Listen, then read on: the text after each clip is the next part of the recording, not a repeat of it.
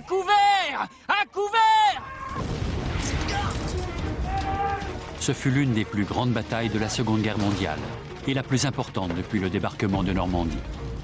Du côté des Alliés, personne ne pensait qu'Hitler serait capable de mener une telle contre-offensive. Au cours de cette bataille, les Américains ont perdu plus de 80 000 hommes. Où est votre commandant? Il est mort! Ils ont failli perdre la guerre. Hitler avait la réputation de lancer des offensives audacieuses qui stupéfiaient tout le monde. Feu! 250 000 soldats allemands. 1000 chars. Et une attaque surprise qui prouve que les Allemands ne sont pas vaincus. Ils avaient confiance en ce plan. Le moral des troupes était bon. Ils étaient prêts. Hitler lui donne le nom de code « Garde au Rhin ». Mais pour l'armée allemande, et plus tard pour l'histoire, cette offensive restera la bataille des Ardennes. «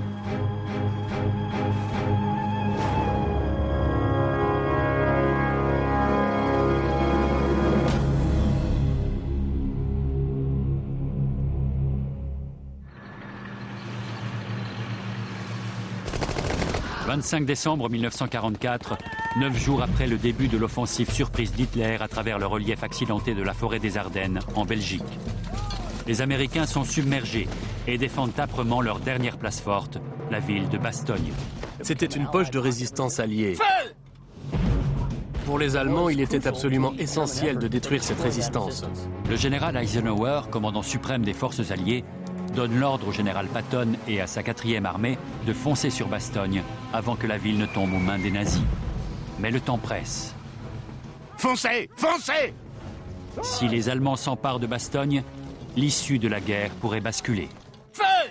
Comment les Américains, inférieurs en nombre, pourront-ils contenir les offensives allemandes? Désormais, le sort de l'Europe est entre les mains de quelques braves soldats.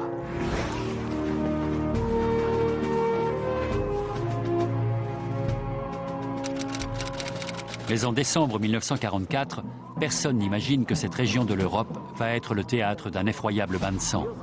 Pour les postes de contrôle qui bordent la frontière alliée, ce répit dans les combats est le bienvenu. Au cours des 6 mois qui ont suivi le débarquement de Normandie, les Alliés ont effectué une formidable progression à travers l'Europe, jusqu'à la ligne Siegfried, où Hitler a fortifié les frontières de l'Allemagne. Le débarquement a été l'invasion la plus réussie dans l'histoire de la guerre. À présent, les armées alliées prennent le temps de se reposer avant de lancer l'offensive finale sur Berlin. Vous êtes de la 28e DI? Oui. Comment ça va ici? Vous avez dû voir de l'action. En décembre 1944, les Alliés étaient épuisés. Ils avaient besoin de temps pour approvisionner le front avant l'offensive du printemps 1945. Merci.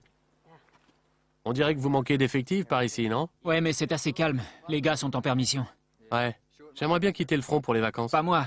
Je veux pas me les geler un poste de contrôle. Je veux de l'action, moi. D'où tu viens, petit? Muncie, lieutenant, dans l'Indiana. Ça fait une semaine que je poirote. Sois pas trop pressé. Ici, quand tu tires, l'ennemi riposte. En force. On devrait se mettre en route pour Clairvaux, lieutenant. Ouais, ouvrez l'œil. Signalez la moindre alerte. De nouveaux effectifs étaient envoyés dans les Ardennes. Ils sortaient tout juste des camps d'entraînement. Les soldats se reposaient pendant qu'on préparait les troupes fraîches.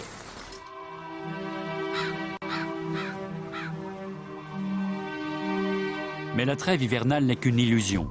Pendant que les forces alliées se regroupent et se reposent, le haut commandement allemand ne perd pas son temps.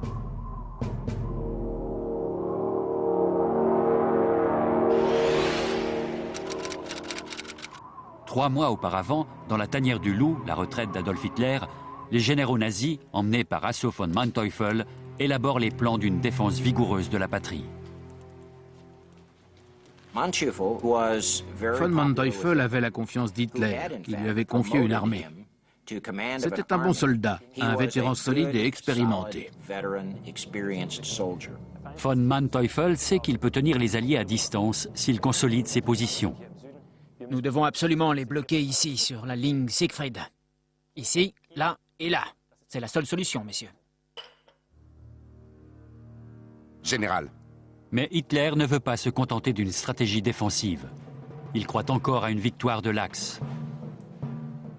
C'est un excellent plan de défense. Un excellent plan de défense. Mais on ne gagne pas de bataille en se défendant. Pour vaincre, il faut attaquer.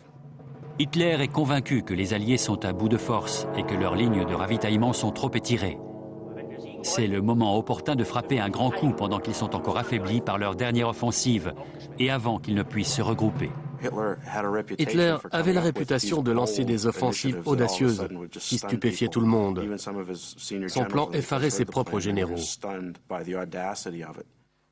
Mein Führer, nous sommes affaiblis. Si nous avions pu, nous les aurions arrêtés en Normandie. La Normandie était une erreur. Elle ne se reproduira plus. Nous pouvons enfoncer un pieu dans le cœur de l'alliance américano-britannique. Dans sa mégalomanie, Hitler était convaincu que l'alliance était fragile. Mais il n'en était rien. La stratégie d'Hitler consiste à rééditer les attaques victorieuses du Blitzkrieg des premières années de la guerre. Il propose une offensive éclair pour reprendre le port d'Anvers et stopper l'approvisionnement des Alliés. Son plan consiste à frapper là où personne ne l'attend. Nous attaquons ici, dans les Ardennes. Mein Führer, mais c'est impossible. Oui. Et c'est justement pour cela qu'ils ne s'y attendront pas. La région des Ardennes est une forêt de sapins qui s'étire depuis le Luxembourg sur 140 km au nord et à travers la Belgique. Quelques unités américaines sont disséminées à travers la zone, car le commandement allié estime qu'elle est à l'abri d'une attaque. Le terrain ne favorisait pas l'assaillant. La forêt était dense et il y avait peu de routes. Dans les Ardennes, le soutien d'une ligne de communication était délicat. Pour les Alliés, les Allemands ne se risqueraient pas à lancer une offensive sur un terrain aussi peu praticable. Hitler est déterminé, en dépit des efforts de ses généraux l'invitant à reconsidérer son plan. En décembre 1944, la machine de guerre allemande se met en branle. Les préparatifs s'activent pour lancer une offensive surprise tous azimuts dans un coin de la forêt des Ardennes.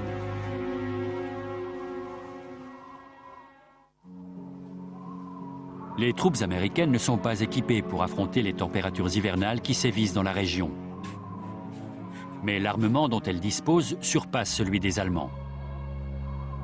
C'est le cas du BAR, le fusil automatique de Browning. Le capitaine du corps des marines, Dale Dye, aujourd'hui à la retraite, est un expert en armes et un consultant militaire pour de nombreux films. Lorsque les États-Unis sont entrés dans la Seconde Guerre mondiale, l'armée manquait cruellement d'une puissance de feu lourde.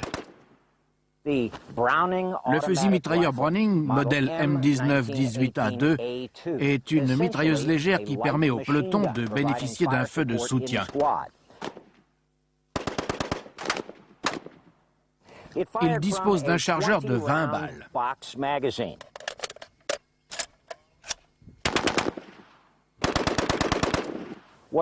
Ce qui est intéressant, c'est que cette arme dispose des mêmes caractéristiques que toutes les autres armes automatiques. Le tir commence au centre et grimpe vers la gauche. Voici la partie surprenante. Regardez ce tir au niveau de la tête. Toutes les balles sont dans cette petite zone. C'est ce que j'appelle de la maîtrise. Bon travail. Si les Américains peuvent compter sur la puissance de leurs armes à feu, ils ne s'attendent certainement pas à en faire usage dans l'environnement a priori sécurisé des Ardennes. C'est ce qui permet à l'armée d'Hitler de se préparer discrètement à une attaque surprise. Les Allemands ne se manifestaient pas, ils étaient très discrets et faisaient jurer le silence à tout le monde. La couverture nuageuse interdisait toute reconnaissance aérienne. Personne ne savait combien de soldats étaient massés dans la région.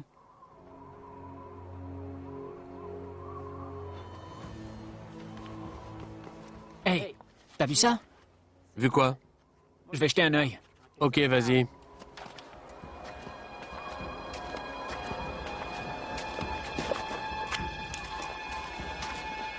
Les préparatifs de l'attaque allemande sont si bien gardés que le commandement allié ne se doute pas que l'ennemi est sur le point de lancer l'une des offensives les plus importantes de toute la guerre. Jetez un œil là-dessus. C'est arrivé de Losheim.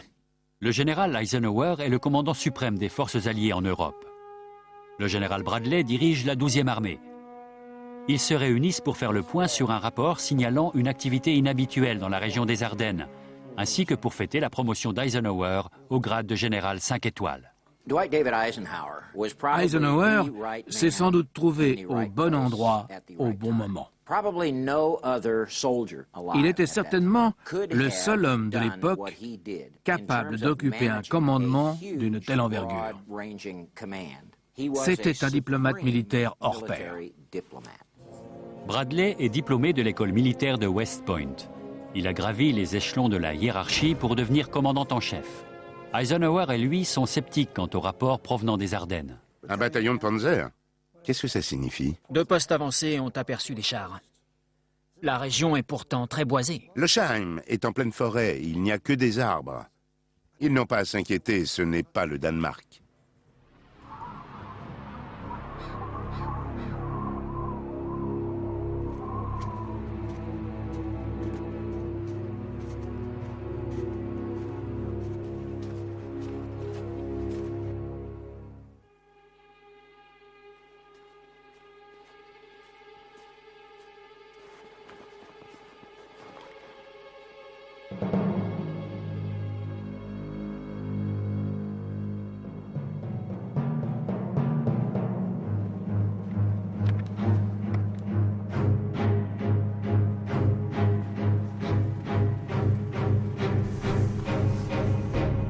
Un Américain!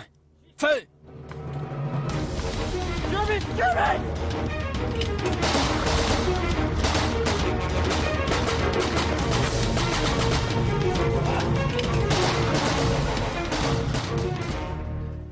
Les Allemands!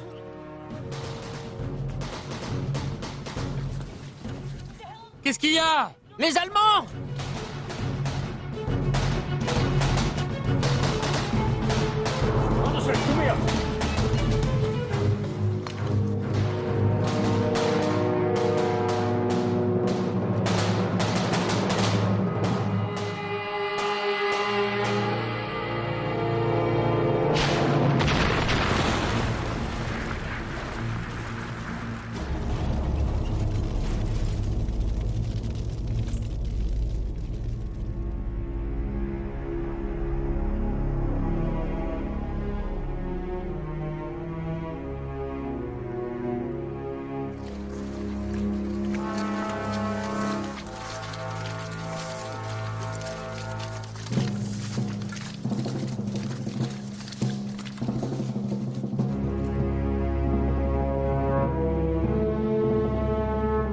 Les escarmouches sont fréquentes le long de la ligne de front.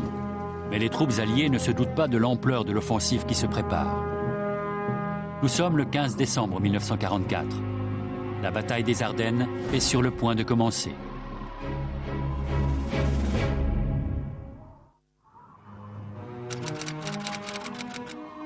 « 16 décembre 1944, à l'aube. Dans la forêt des Ardennes, les troupes américaines attendent d'être ravitaillées le long des 140 km de la ligne de front avant de lancer l'assaut final à travers l'Allemagne. Les Alliés sont persuadés que l'armée du Troisième Reich est vaincue et que l'issue de la guerre est proche. Ils sont loin de se douter qu'Hitler a rassemblé une force importante afin de lancer une offensive de la dernière chance qui pourrait inverser le cours des événements. Dans la région des Ardennes, les Alliés disposaient de 80 000 hommes, 400 chars et 400 canons. Les troupes étaient composées de soldats épuisés et de recrues inexpérimentés. Les Allemands disposaient de 250 000 soldats. Ils avaient confiance dans le plan de bataille et disposaient de 1000 chars. Ils étaient prêts à combattre. Le plan d'Hitler consiste à prendre le port d'Anvers et à couper la ligne de ravitaillement alliée. Pour mener à bien l'offensive, les Allemands disposent de 3 fois plus de soldats. Au cœur du dispositif, le général von Manteuffel dirige les opérations. Manteuffel avait une grande expérience du commandement des divisions blindées.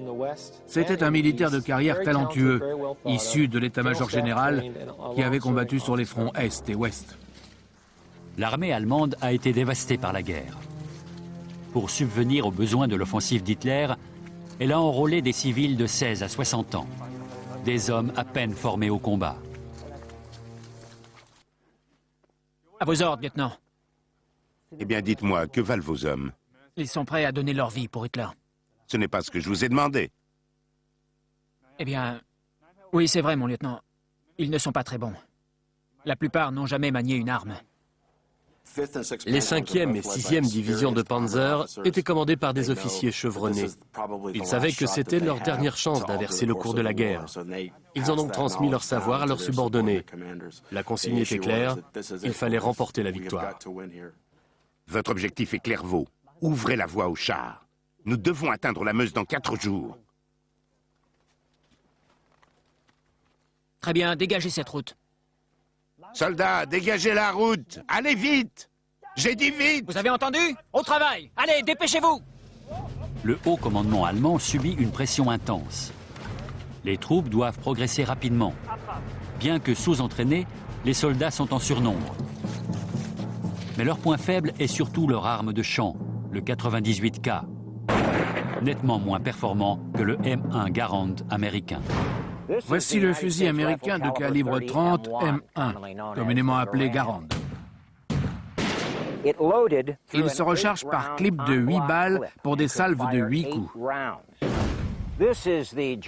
Voici le Mauser 98K. C'était l'équivalent allemand du M1 Garand. Le chargeur ne comporte que 5 balles, contre 8 au fusil M1. En route! Essayez de rester groupés! À l'aube du 16 décembre, les Allemands lancent une attaque surprise sur les positions américaines. En avant! En avant! C'est plein de boches ici. Les GIs ne peuvent que se retrancher pour sauver leur peau et riposter pour ralentir l'avancée allemande. Durant les premiers jours de l'offensive, les Américains ont dû sacrifier des soldats pour gagner du temps et permettre aux renforts de rejoindre le secteur.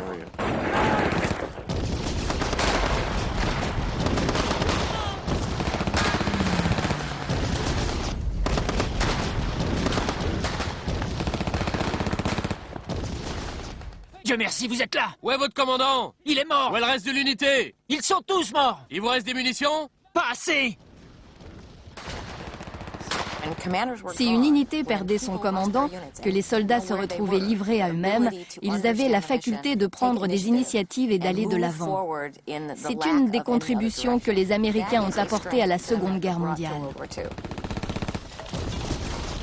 À court de munitions et d'effectifs, les soldats américains manœuvrent à travers les Ardennes et combattent au gré des unités qu'ils rencontrent.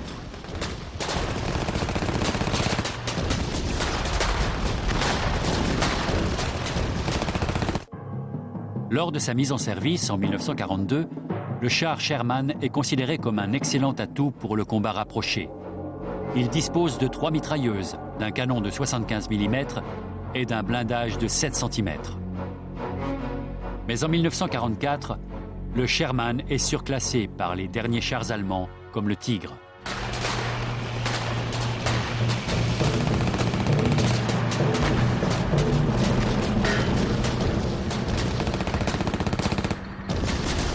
L'armée allemande vient de sortir le Mark VI, ou char Tigre.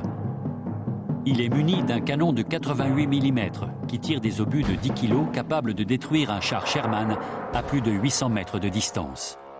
D'un poids total de 63 tonnes, son blindage le rend quasiment invulnérable au char Sherman.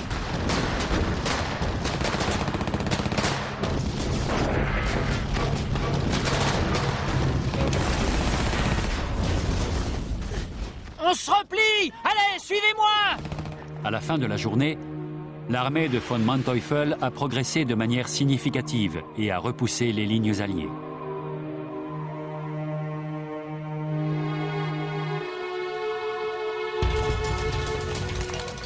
Troisième jour de l'offensive d'Hitler dans les Ardennes. La machine de guerre allemande pousse vers l'ouest, en direction de Clairvaux. S'ils prennent la ville, les Allemands pourront atteindre leur objectif principal, Anvers.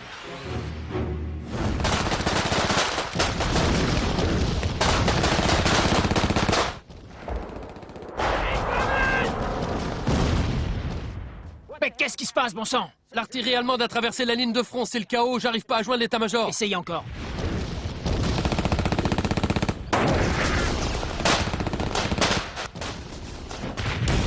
Commandant, l'ennemi remonte le long de la route principale. Lieutenant, rassemblez toutes les armes et repliez-vous derrière ce sous-bois. À vos ordres. Exécution!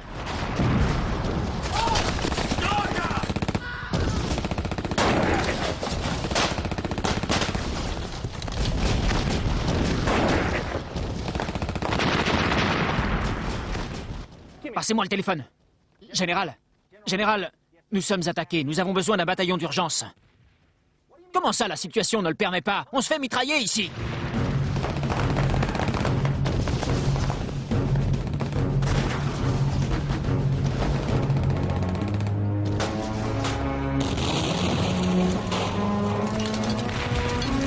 Repliez-vous!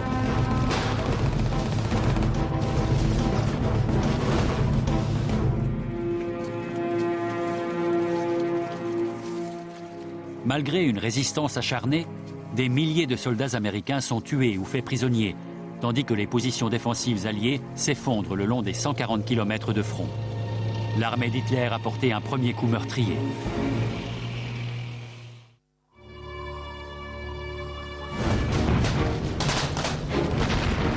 Ils attaquent! Malgré la riposte des troupes américaines qui luttent pour maintenir leur position à travers les Ardennes, les Allemands progressent avec une force dévastatrice. Du côté des Alliés, personne n'envisageait qu'Hitler puisse mener une contre-offensive dans les Ardennes, et encore moins une contre-offensive d'une telle puissance et d'une telle envergure. L'état-major pensait que les Allemands n'avaient tout simplement pas les ressources nécessaires pour une telle bataille.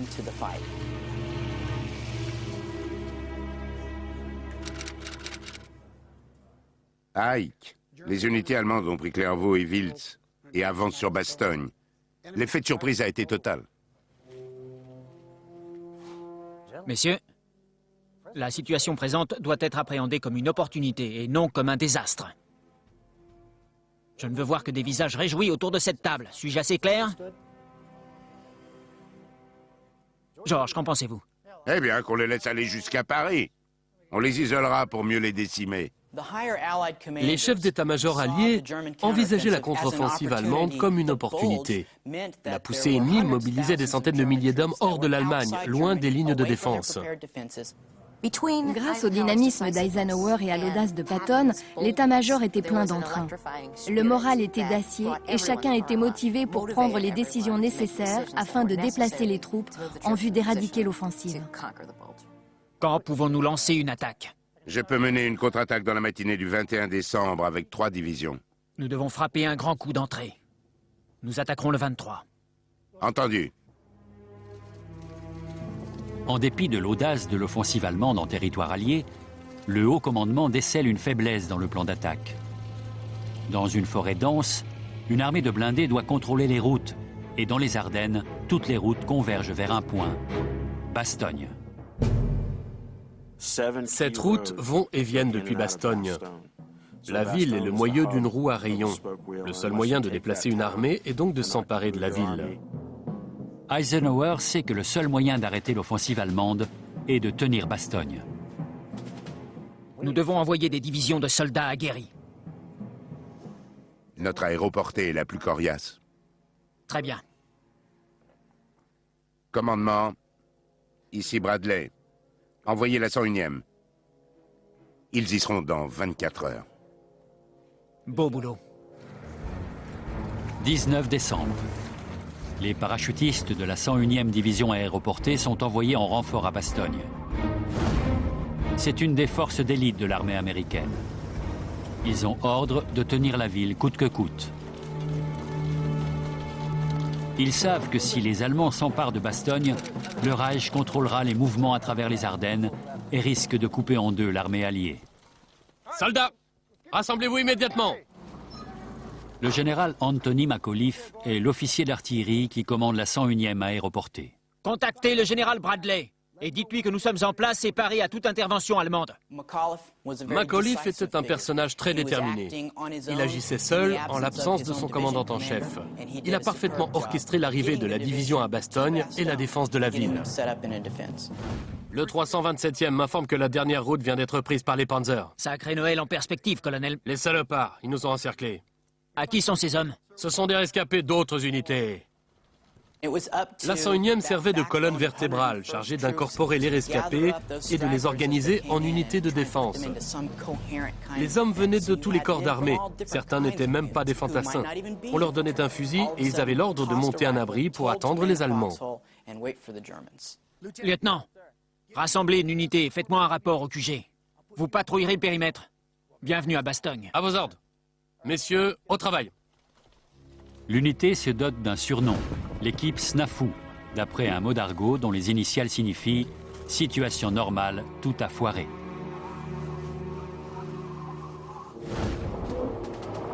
Le 20 décembre, les dernières unités de la 101e aéroportée arrivent sur place. À ce stade, les Allemands ont deux options. Prendre Bastogne rapidement en engageant un grand nombre de soldats pour submerger la 101e ou poursuivre leur offensive en territoire ennemi. Ils décident de déployer 30 000 hommes et un régiment de blindés pour tenter de prendre Bastogne. Manteuffel disait « Si nous ne prenons pas Bastogne, nous laisserons un abcès derrière nous ». La bataille s'est donc focalisée autour de Bastogne. Les Allemands attaquent avec une supériorité numérique et une plus grande puissance de feu. À couvert! À couvert! À mesure que l'offensive allemande progresse sur tous les fronts, les soldats américains dans Bastogne se retrouvent isolés. Ils sont cernés, avec l'ordre de tenir la ville à n'importe quel prix.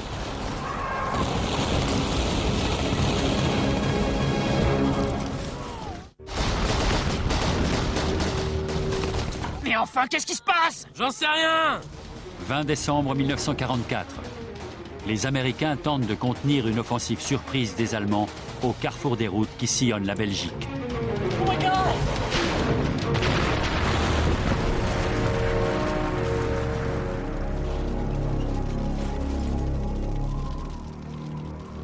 4 jours après le début de l'offensive audacieuse d'Hitler dans les Ardennes, les unités d'infanterie et de blindés allemands ont débordé les positions américaines, créant une trouée qui risque d'entraîner la défaite des Alliés en Europe. Le seul moyen pour les Allemands de poursuivre leur marche en avant est de contrôler les routes. Et le seul endroit où toutes ces routes se croisent, c'est la ville belge de Bastogne. Mais tous les assauts contre la ville assiégée ont été déjoués. Von Manteuffel connaît l'enjeu de la bataille. Écoutez, le moindre retard entraînerait l'échec de l'offensive et la destruction de l'armée. Le Führer veut que la ville soit prise, il faut la prendre et vite. Allez-y. Le commandant allié chargé de la défense de Bastogne est le général Macauliffe. Alors, où en êtes-vous? J'entends les mortiers! La présence de Macauliffe, en tant que commandant d'artillerie, est cruciale. Bien que les Américains n'aient disposé d'aucune artillerie durant une bonne partie du siège, Macauliffe savait choisir le moment propice pour riposter avec les moyens du bord. Les Allemands parlent encore des tirs de barrage dévastateurs de l'artillerie américaine. L'inefficacité de la stratégie des offensives allemandes joue en faveur de Macauliffe. Il n'y avait aucune coordination dans les attaques. Les Allemands cherchaient désespérément un moyen facile de prendre Bastogne rapidement. Les forces américaines, en sous-nombre, adoptent une stratégie parfaite pour déjouer les attaques allemandes. Les troupes et les pièces d'artillerie sont déplacées d'un site à un autre pour repousser les assauts de l'ennemi. C'était une défense mobile, capable de manœuvrer et de s'adapter en fonction des offensives allemandes. Delta Charlie, déplacez ces mortiers! Bloquez cette route! Allez sur place! On a besoin de soutien! Reçu! Troupe ennemie à découvert! 270 mètres! Demi-charge! Chargez! Feu! Feu! Feu! Feu! Repliez-vous! Allez! Rechargez! Feu! Feu! Cessez le feu! La défense était assurée par l'artillerie de la 101e et ses équipes de combat ultramobiles. Le plus souvent, à l'échelon des compagnies et des bataillons, ces soldats n'avaient aucun contact avec le haut commandement. Livrés à eux-mêmes, la plupart du temps, ils se battaient comme des sauvages et donnaient du fil à retordre aux unités allemandes.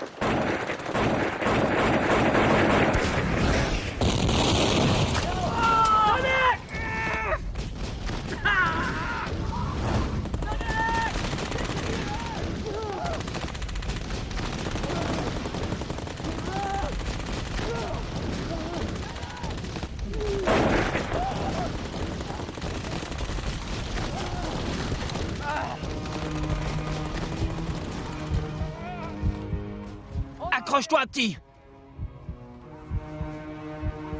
Ils subissaient des pertes importantes. C'était une tâche ardue.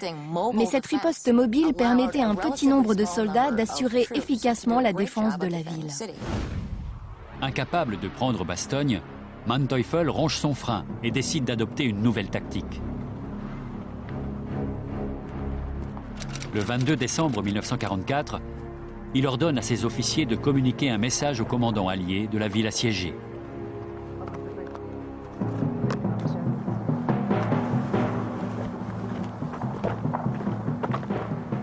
Peut-être par dépit ou par simple arrogance, les Allemands envoient une demande de reddition qui arrive entre les mains de Macauliffe, au QG de Bastogne. Général, Qu'est-ce qu'il y a? les Allemands ont établi le contact. Ils nous demandent de nous rendre. Oh, des clous!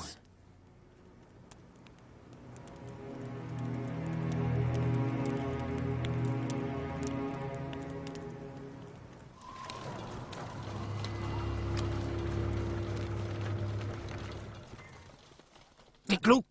Qu'est-ce que ça veut dire, des clous? Ça veut dire non? Macauliffe fait immédiatement imprimer la réponse et la transmet aux soldats du front. Les hommes adorent. Leur morale remonte et le mot devient une source d'orgueil. Von Manteuffel ne relève pas la note d'humour dans la réponse de Macauliffe. Il subissait un revers et une humiliation arrogante, rédigés dans un langage familier.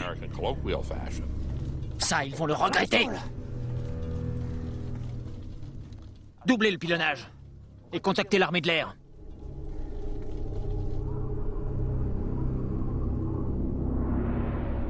Cette nuit-là, pour la première fois depuis le début de l'offensive, la Luftwaffe gagne les airs.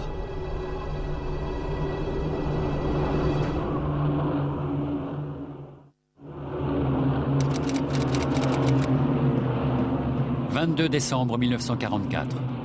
La Luftwaffe rejoint l'offensive d'Hitler dans les Ardennes et pilonne la ville assiégée de Bastogne depuis le ciel.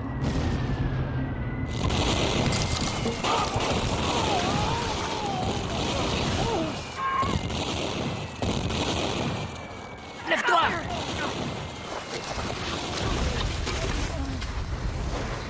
Bien qu'assiégés, en infériorité numérique et presque à court de munitions et de provisions, les hommes de la 101e aéroportée n'abandonnent pas la ville. Bastogne est vite devenu un symbole pour les forces armées américaines présentes en Europe. Le message était clair. Ici au moins, on tient nos positions. Nos troupes ne battent pas en retraite. Nos soldats ne se rendent pas, ils se battent.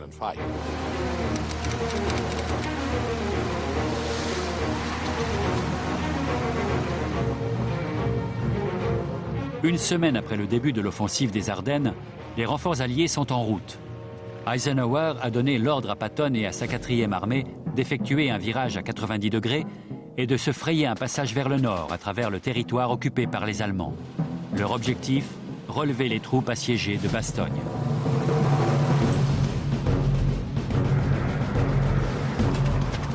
L'armée de Patton est en chemin, mais elle n'atteindra pas Bastogne avant plusieurs jours. Il paraît peu probable que les soldats de la ville, assaillis de toutes parts, puissent tenir aussi longtemps. Les hommes étaient épuisés, démoralisés. Ils manquaient de munitions et se débattaient dans un océan de neige. Le soutien aérien est cloué au sol. L'hiver des Ardennes a gelé les lignes d'approvisionnement alliées. À cause de la couverture nuageuse, les C-47 et les planeurs ne pouvaient pas survoler la zone. Les soldats devaient tenir en attendant une éclaircie. Personne ne pensait qu'il faudrait plus d'une division de soldats d'infanterie dans Bastogne. Il n'y avait pas les ressources nécessaires pour les approvisionner. Il manquait de munitions. Ils étaient presque à court d'artillerie. C'était un problème majeur. Il ne restait que 200 chargeurs de cartouches pour l'ensemble du bataillon. Macauliffe a donc donné ses ordres. Ne tirez que si vous voyez le blanc de leurs yeux. C'était un moment vraiment critique. Il te reste une ration ?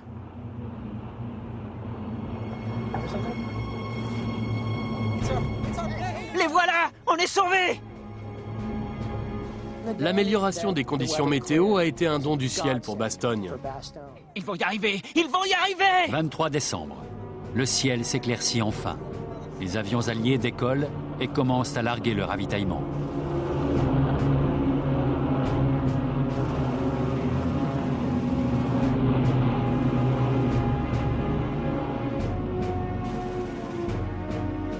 Bastogne fête Noël avant l'heure. En à peine plus de 4 heures, 241 appareils approvisionnent les troupes en nourriture, matériel médical et munitions. Allez, on se magne. C'est bon. On dégage. Allez, allez, allez, allez. Vite, vite. Malgré l'arrivée des ravitaillements aériens, l'étreinte se resserrait inexorablement sur la ville assiégée. Les Allemands devaient absolument accomplir leur objectif. Le temps pressait. Les Allemands avaient prévu de prendre Bastogne au terme d'une attaque éclair. Mais cette armée n'est pas celle du Blitzkrieg de 1940. Les soldats allemands n'avaient rien à voir avec ceux des premières campagnes de la guerre. La plupart des jeunes chefs étaient morts au combat. L'effectif des sous-officiers avait été décimé. Hitler raclait les fonds de tiroir pour garnir les régiments d'infanterie. En 1944, la plupart des soldats sont des citoyens sans formation militaire, parfois à peine âgés de 16 ans. Johan, tu es nouveau dans cette unité. Oui, mon commandant. Pourquoi n'as-tu pas servi Hitler plus tôt? Je suis resté à la ferme quand mes frères se sont engagés. Ils sont tous morts. En Russie. Mais on m'a quand même affecté à cette offensive. Johan, le Führer a besoin de tous ses enfants pour défendre la patrie. Je comprends, commandant.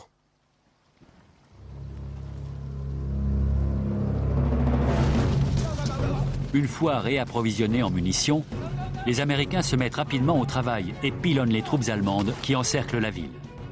Cible, 270 mètres. Merci pour le café. De rien, commandant. 270 mètres. Parez. Feu.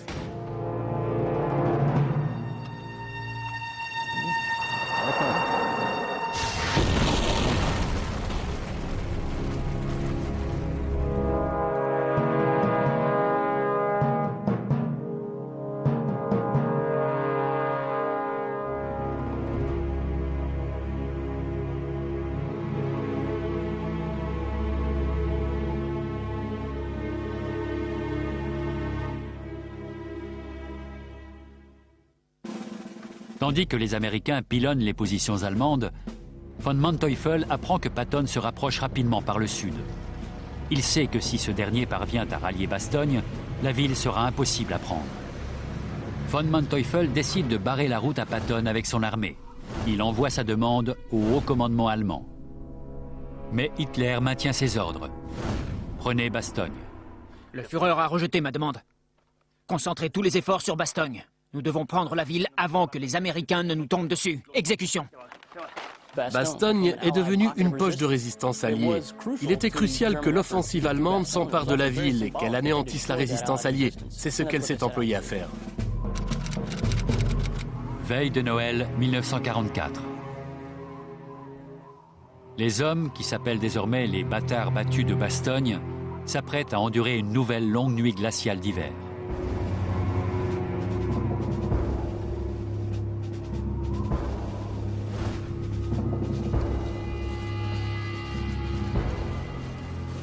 Aux portes de la ville, la 5e armée allemande se rassemble. Prise au piège et à la merci d'une attaque par l'arrière, les soldats d'Hitler savent qu'ils doivent prendre Bastogne ou mourir.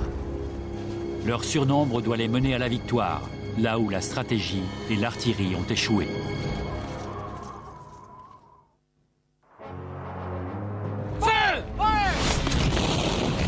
Assiégés dans Bastogne depuis 4 jours, les Américains en sous-nombre repoussent les assauts allemands. Ils savent que si la ville tombe, l'issue de la guerre pourrait changer. Ils avaient appris que la 4e armée arrivait par le sud. McAuliffe avait reçu la confirmation que les renforts seraient là pour Noël. Hitler prend la mesure de la progression rapide de l'armée de Patton et ordonne un ultime assaut sur Bastogne.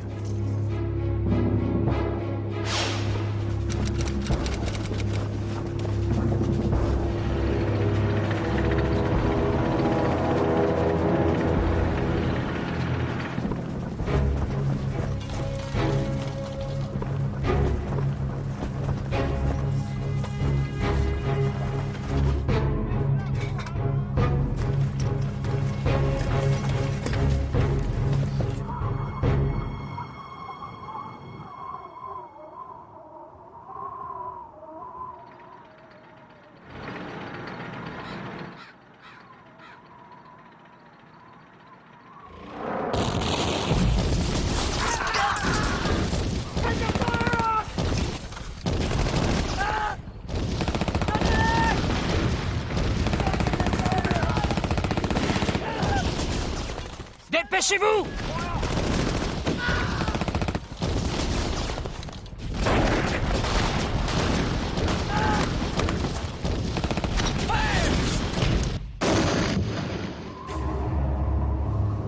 Tandis que les Américains luttent pour tenir Bastogne, la relève est encore à des kilomètres et progresse lentement aux abords de la ville encerclée.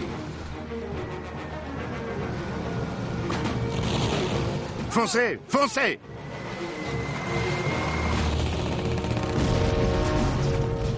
Dans les faubourgs de Bastogne, les troupes allemandes livrent un combat acharné.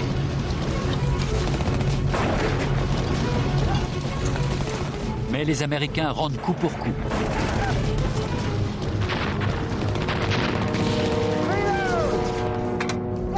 Fraîchement ravitaillés en munitions, ils ravagent les troupes et les chars d'assaut allemands.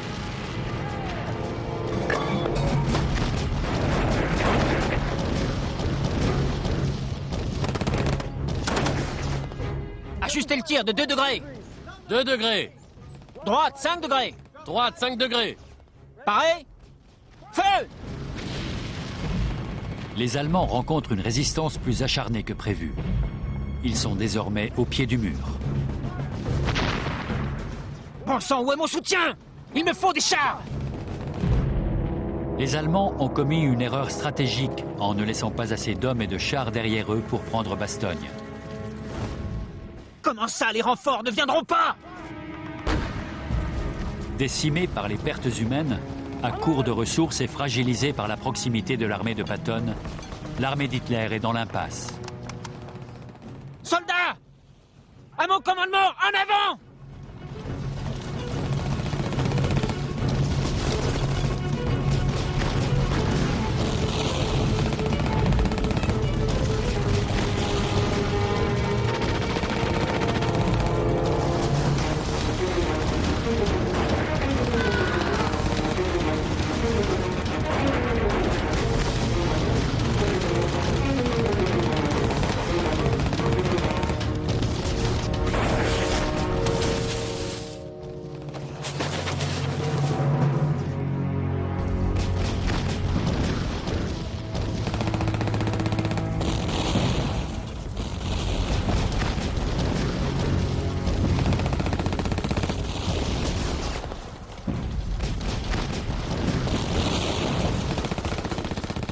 Dixie!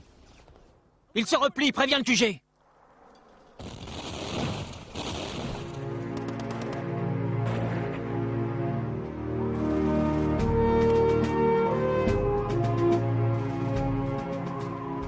Les Alliés gardent le contrôle de Bastogne.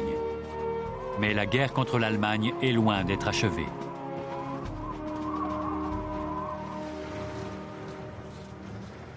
C'est bien. Beau boulot, Max. Le 28 décembre, 3 jours après la fin des combats, Patton et ses troupes arrivent à Bastogne. La menace de son arrivée imminente a forcé la main aux Allemands. Bonjour, général. Bonjour, général. Ravi de vous voir. On dirait que j'ai manqué la fête. Une fois la bataille terminée, l'armée de Patton lance une contre-offensive. Les combats se prolongent jusqu'en janvier. Mais les Allemands vont devoir affronter un problème plus radical que l'armée américaine. L'offensive allemande est tombée en panne de carburant, au sens propre comme au figuré.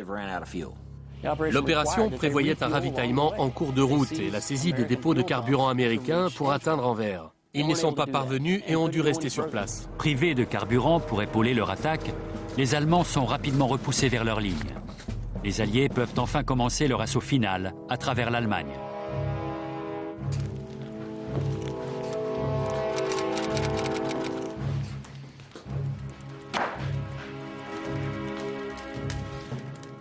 Mein Führer, notre offensive a échoué.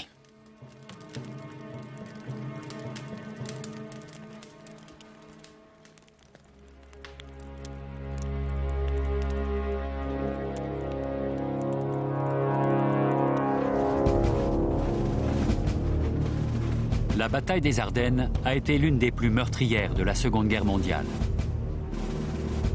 Les Allemands ont perdu près de 100 000 hommes, tandis que l'armée américaine enregistrait 80 000 victimes. Mais cette offensive a permis d'ôter toute chance au Troisième Reich de défendre la patrie.